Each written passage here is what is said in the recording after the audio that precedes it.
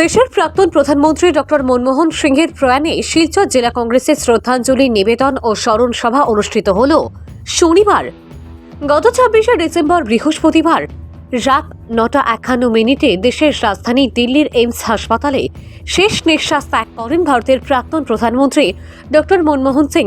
শনিবার ওনার আত্মার সদ্গতি কামনা করে প্রয়াতের প্রতিকৃতিতে মাল্যদান ও পুষ্পার্ঘ্য অর্পণ করার পাশাপাশি দলীয় কার্যালয়ে এক স্মরণ সভার আয়োজন করল শিলচর জেলা কংগ্রেস কমিটি। সভায় প্রাক্তন প্রধানমন্ত্রী প্রয়াত ডক্টর মনমোহন সিং এর জীবনের বিভিন্ন দিক তুলে ধরেন বক্তারা। পরে ১ মিনিটের মৌনতা পালন করে প্রয়াতের পরিবারের প্রতি গভীর সমবেদনা জ্ঞাপন করেন কংগ্রেসের কর্মকর্তারা। সভায় উপস্থিত বিভিন্ন বক্তা সহ জেলা কংগ্রেস সভাপতি অভিজিৎ পাল জানান, ডক্টর মনমোহন সিং একজন দার্শনিক হওয়ার পাশাপাশি বিশ্বে এক বড় অর্থনীতিবিদ হিসেবে নিজেকে প্রতিষ্ঠিত করতে সক্ষম হয়েছেন। ভারতের ১৪তম ও চতুর্থতম দীর্ঘমেয়াদী প্রধানমন্ত্রী ছিলেন তিনি। মনমোহন সিং এর মতো একজন প্রভাবশালী ব্যক্তিত্বকে হারানোই কংগ্রেস বিশাল ক্ষতি হওয়ার পাশাপাশি দল শূন্য হয়ে পড়েছে। শুধু কংগ্রেস দল, দেশের প্রত্যেক দল ও সংগঠন একজন রত্নকে হারিয়েছে বলে মন্তব্য জেলা সভাপতি অভিজিৎ পালের। বুক ভরা বেদনা নিয়ে গোটা দেশবাসী যখন ওনার আত্মার চিরশান্তি কামনা করেছেন, তখন শিলচর জেলা কংগ্রেসও ওনার বিদেহী আত্মার শান্তি কামনায় শ্রদ্ধাঞ্জলি ও স্মরণ সভার আয়োজন করেছে। মনমোহন সিং এর দিক ও নির্দেশনায় আগামী প্রজন্ম যাতে দলের ভিতকে শক্তিশালী করে রাষ্ট্রের সেবায় এগিয়ে আসে, এই আশা ব্যক্ত করেছেন তিনি। বক্তারা জানান, ২০০৪ সাল থেকে ২০১৪ সাল পর্যন্ত দেশ সেবায় বলিষ্ঠ নেতৃত্ব দিয়েছেন ডক্টর মনমোহন সিং। অর্থনৈতিক সমস্যায় দেশের প্রত্যেক রাজ্য যখন সংকটের মুখে ছিল, তখন তার বলিষ্ঠ ভূমিকা বিশ্ববাসী নজর কেড়েছে। সভায় প্রাক্তন প্রধানমন্ত্রী প্রয়াত ডক্টর মনমোহন সিংকে মরণোত্তর সম্মাননা প্রদান করার প্রস্তাব গ্রহণ করেছে দল, যা শীঘ্রই কেন্দ্রীয় সরকারের কাছে তুলে ধরা হবে। মনমোহন সিংকে হারানোর অফুরন্ত ক্ষতি কখনো পূরণ করা সম্ভব হবে না দলের পক্ষে। আগামীতে চলার পথে ওনার মার্গদর্শনেই প্রত্যেক কর্মীদের অনুপ্রেরণা যোগাবে বলে এদিন আশা প্রকাশ করেছেন বিভিন্ন বক্তারা। সভায় বড়খোলার বিধায়ক মিসবাহুল ইসলাম লস্কর, সঞ্জীব রায়, সূর্যকান্ত সরকার, ডক্টর এম শান্তিকুমার সিংহ, সুজন দত্ত, মহিলা কংগ্রেসের সভানেত্রী বন্দিতা ত্রিবেদী রায় সহ দলের অন্যান্য সদস্যরা উপস্থিত ছিলেন। মনমোহন সিং এমন একজন ব্যক্তিত্ব ছিলেন যে যার জীবনী বা যার সব স্মৃতি যদি আমরা স্মরণ করতে যাই, হয়তো সারাদিন বললেও হবে না। ভারতবর্ষের বিশিষ্ট অর্থনীতিবিদ, দার্শনিক, পণ্ডিত ব্যক্তি ডক্টর মনমোহন সিং, উনি ১৯৩২ সালের ২৬ সেপ্টেম্বর উনি জন্মগ্রহণ করেছিলেন এবং ২০২৪-এর ২৬ ডিসেম্বর উনি মৃত্যুবরণ করেছেন। ভারতবর্ষের প্রথম সংখ্যালঘু সম্প্রদায় থেকে উনি প্রধানমন্ত্রী হয়েছিলেন, ভারতের ১৪তম প্রধানমন্ত্রী, এবং ভারতবর্ষের ৪জন চতুর্থতম দীর্ঘমেয়াদী প্রধানমন্ত্রী উনি ছিলেন। এবং আমার পূর্ববর্তী বক্তারা বলেছেন যে মনমোহন সিং এমন একজন ব্যক্তিত্ব ছিলেন এবং একজন অর্থনীতিবিদ ছিলেন যে পৃথিবীতে যখন সমগ্র পৃথিবীব্যাপী, বিশ্বব্যাপী যখন বিভিন্ন দেশে অর্থনৈতিক সমস্যা হয়েছিল, কিন্তু ভারতবর্ষের অর্থনীতি তিনি একটা স্টেবল পরিস্থিতি তিনি রেখেছিলেন। ভারতবর্ষে তিনি প্রথম মুক্ত অর্থনীতি শুরু করেছিলেন।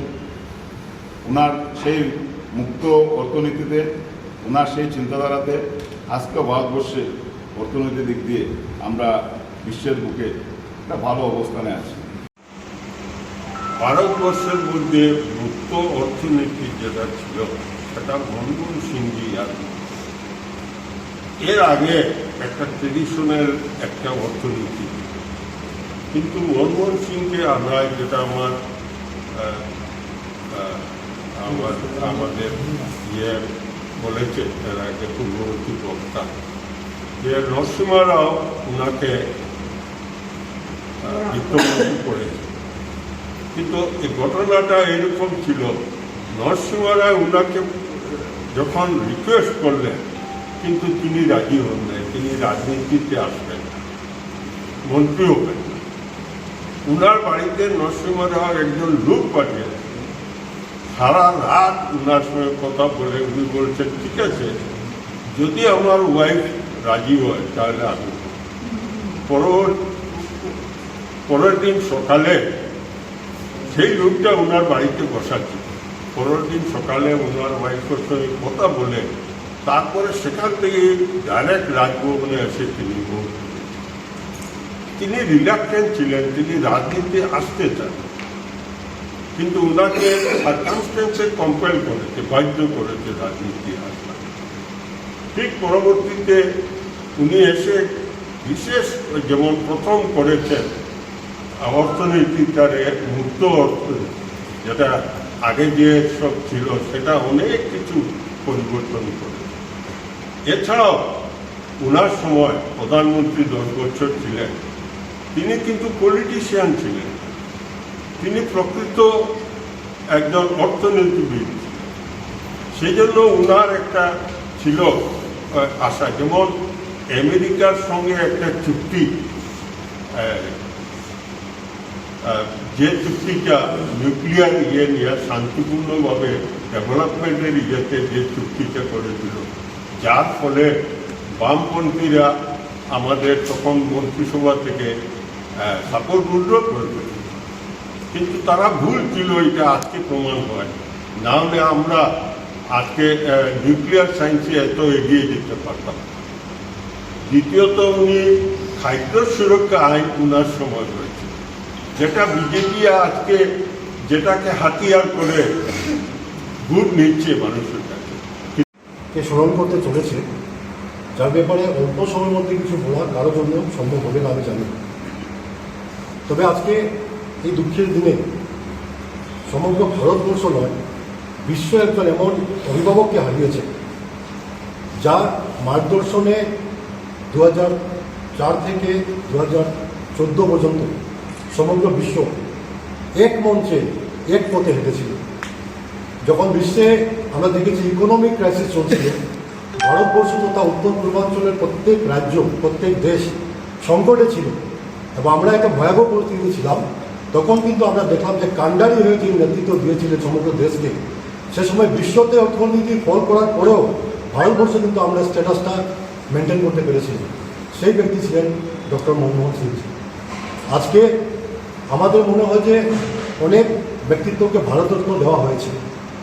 সত্যিকারে আজকে আমরা দায়িত্ব নিয়েই বলতে পারি যে ডক্টর মনমোহন সিংজি বর্তমানে একজন ভারতের রত্নই ছিলেন। আজকে এই সভা থেকে আমাদের যৌথভাবে একটা প্রস্তাব নেওয়া দরকার। আমরা কেন্দ্র সরকারের কাছে আমরা একটা দাবি জানাতে পারি যে ডক্টর মনমোহন সিংকে মরণোত্তর যাতে ভারতরত্ন প্রদান করা হয়। এমন একজন ব্যক্তিত্বকে উচিত সম্মান তখনই দেওয়া হবে, সরকারের পক্ষ থেকে হোক এবং আমাদের পক্ষ থেকে এই দাবি করাটাই উচিত সম্মানের প্রতীক হিসাবে আমি মানছি। তাই এমন একটা রত্নকে আমরা হারিয়েছি, যা ক্ষতিপূরণ আমরা কোনোদিন করতে পারবো না।